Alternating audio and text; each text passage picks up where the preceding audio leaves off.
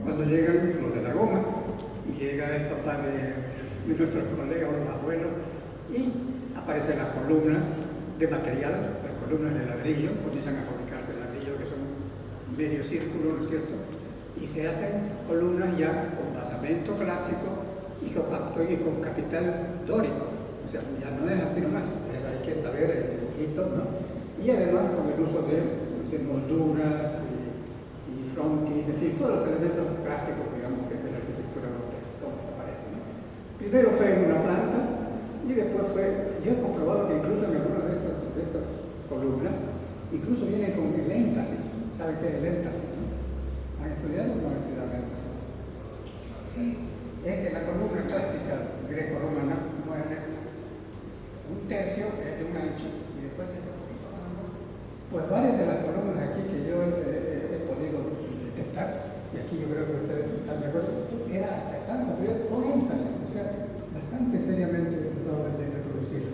Y se llegó a dos pisos y con galería. Pero de esto va a hablar de ello probablemente o también Víctor, no lo voy a decir más, no soy experto.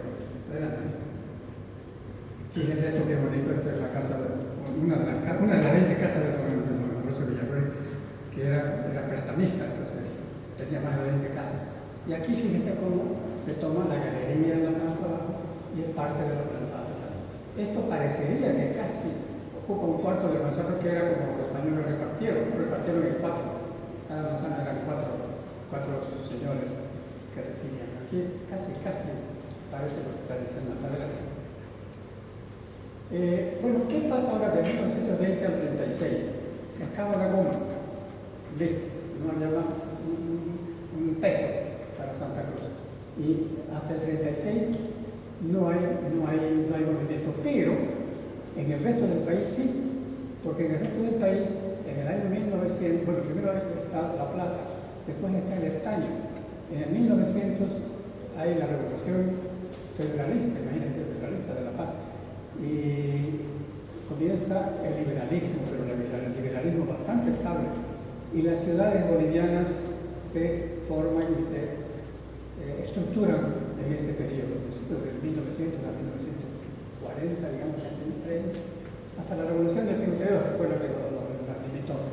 Pero en ese periodo, mientras aquí seguíamos en el barro, las ciudades tenían pavimento, tenían tranvía, transporte público, tenían alumbrado público y alcantarillado, ¿no? Y aquí no teníamos absolutamente nada. Entonces ese es el periodo, digamos, que nos tocó vivir hasta la guerra del Chaco, ¿no?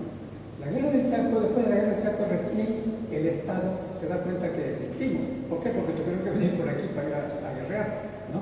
Para llegar al Paraguay tenían que pasar, y ahí se dieron cuenta que, ¿qué es esto?, ¿no? Y este pueblo aquí, entonces comenzaron a aparecer algunas obras públicas. Por primera vez aparece el Banco Central en la plaza, un edificio alarasco, ¿no? Estilo ecléctico. Después aparece el correo, después aparece el aeropuerto, el Ronquillo. O sea, fíjense, en pocos años aparece la presencia del Estado en edificios públicos. Pero esos edificios públicos que aparecen no son del movimiento moderno, son un estilo, no sé mis colegas cómo lo llamarán, neocolonial, art déco, la universidad también está, ¿no? Entonces, tenemos ese periodo donde comienza a mejorar la situación económica de Santa Cruz, porque después de la guerra del Chaco comienzan a haber ya actuaciones, el Estado comienza a hacerse presente, y ese es el periodo, digamos, podríamos decir, que hubo un cierto auge, ¿no? Porque apareció primero el Estado. Adelante. Entonces, fíjense, mientras en Europa o incluso en Brasil se hacían cosas como están a la izquierda, o sea, ese es el movimiento moderno, en Santa Cruz hacíamos eso, ¿no? Que es el Banco Central del Estado.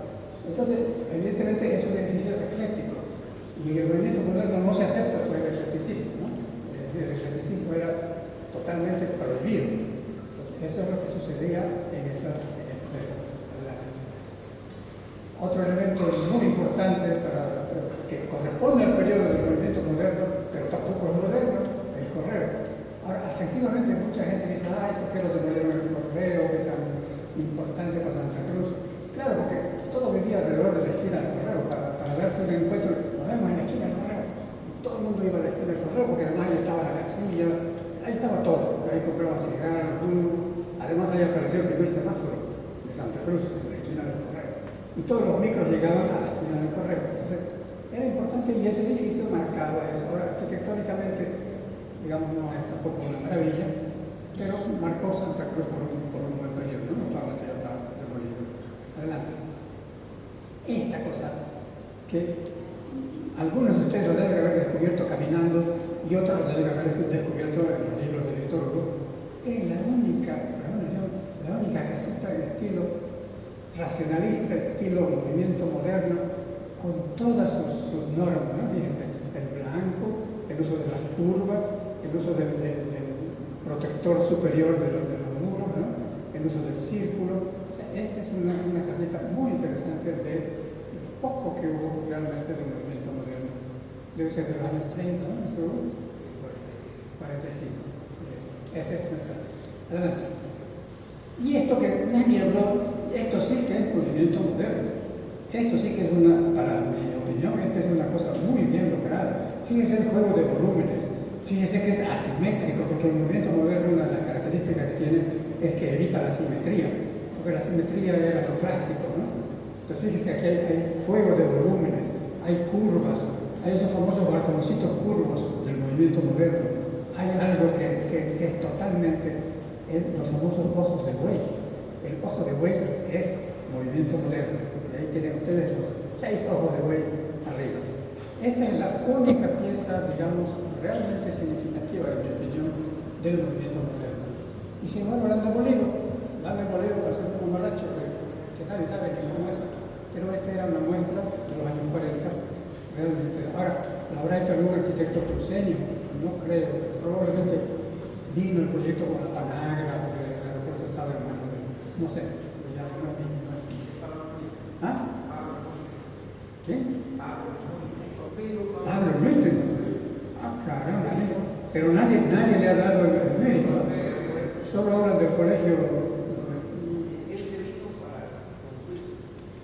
Este es un excelente ejemplo de lo que realmente es el movimiento moderno, ¿no? Además el uso del ladrillo, ¿no?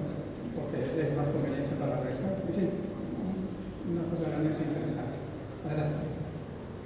Hay otras que no son tan logradas, ¿no? Son también en Santa Cruz, la casa de Mario Bonino, en el estilo medio colonial, esa otra que no se sabe bien qué es, pero que hay un cierto juego de volúmenes, ¿no? Adelante. ¿Qué más podemos decir? Esto ya hemos tocado. Ahora, ¿qué es lo que pasa? Entre el 50 y el 60 hay muchos cambios. La arquitectura medio que quedó, hay obras lógicamente de arquitectura, pero medio quedó rezagada por dos o tres temas importantes. Primero, un tema político. El 50 y el 49 hay una lo que se llama la guerra civil del 49. El 52 hay la revolución. Del 52 al 56, 58 no hay divisas, no se puede comprar hierro, no se puede comprar nada porque todo está limitado. No hay dólares, más o menos como ahora, no hay dólares. Entonces es un periodo que, sin embargo, es importante, y esto lo retomo de Víctor Hugo, es importante desde el punto de vista de que conecta a Santa Cruz, porque es la época en que se hacen los ferrocarriles, se hace la carretera, o sea, pero no hay tiempo para madurar y hacer proyectos de arquitectura del movimiento moderno, lamentablemente, ¿no? Y ya después del 60 entra lo que yo diría que es un movimiento tardío, ¿no? Tardío, cuando ya en Estados Unidos, por ejemplo, ya los fundadores del movimiento moderno fueron sacados por Hitler, los correteó, los sacó, se fueron a Estados Unidos, en Estados Unidos trabajaron, pero ahí ya se disolvió un poco, se puso comercial, porque convenía mucho una arquitectura barata, porque había que hacer los pilares y había que hacer después la prefabricada, el corte wall que se llama, y listo, ya está resuelto el problema arquitectónico. Entonces se da un cierto grado de comercialización de la arquitectura moderna. O sea, hacer arquitectura moderna es buen negocio. Y las empresas constructoras se dedican a esa arquitectura moderna, no movimiento moderno. Yo insisto siempre en esa distinción, porque son dos cosas distintas. La arquitectura moderna es la que se hace en ese entonces, ¿no? Y que es comercialmente conveniente, etc.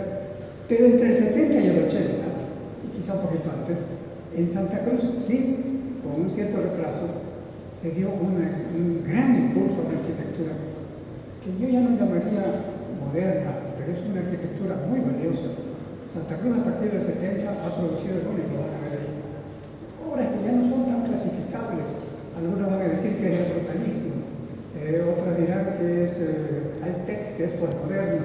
Hay una mezcla, pero aparte de la etiqueta que se le ponga, hay algunos trabajos, por ejemplo, que son muy interesantes, ¿no es cierto? Aquí del colega que yo no sé cómo catalogarlo, no es movimiento moderno ya, porque él juega con muchos detalles, ¿no es cierto? Pero hay una gran variedad, yo diría que no hay rigurosidad del movimiento moderno, pero sí hay mucha creatividad y mucha capacidad. Se comienza a manejar el hormigón armado, pero con mucha facilidad, voladizos, lo tenemos a Sergio Antelo con sus voladizos de 3 metros, ¿no es cierto? Entonces, hay una gran riqueza que está ya, por suerte, está recogida en los libros de Víctor Hugo, que dan, digamos, esa arquitectura moderna, no es el movimiento moderno, pero sí recoge la mejor enseñanza y lo mejor del movimiento moderno, matizándolo más con otros elementos. Bueno, y viene también en esa misma época, en los 80, una nostalgia, no tanto de los arquitectos, sino de los clientes, que comienzan a pedir, ay no, esta arquitectura moderna, yo quiero una cosa cruceña como era antes, con los techos de teja, la madera, y se comienzan a hacer obras, entonces, más o menos tratando de recoger lo que fue esa experiencia, pero en edificios nuevos, ¿no? Adelante.